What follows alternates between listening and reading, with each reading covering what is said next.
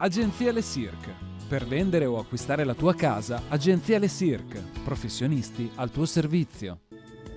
Bentrovati al meteo. Correnti più umide, foriere di piogge interesseranno l'Italia. Il nostro territorio sarà coinvolto soltanto in parte. Vediamo insieme lo scenario di venerdì 20 novembre.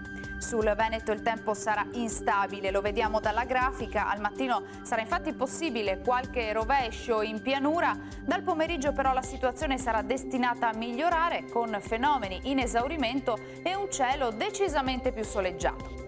Temperature senza particolari variazioni, minime tra 1 e 5 gradi, massime invece tra gli 11 e i 14 gradi all'incirca. Ci spostiamo ora sul Friuli Venezia Giulia, avremo molte nubi inizialmente, anche con occasionali precipitazioni sparse, più sole invece durante le ore pomeridiane. Temperature minime fino a 5 gradi, massime sugli 11-14 gradi. Ci spostiamo infine sul Trentino Alto Adige, anche in questo caso in mattinata cielo nuvoloso con isolati piovaschi, poi ampio soleggiamento. Temperature minime di poco sopra lo zero, massime fino ai 10 gradi all'incirca.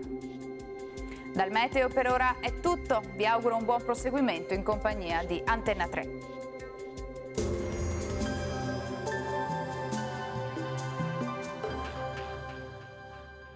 Agenzia Le Cirque. Per vendere o acquistare la tua casa, Agenzia Le Cirque. Professionisti al tuo servizio.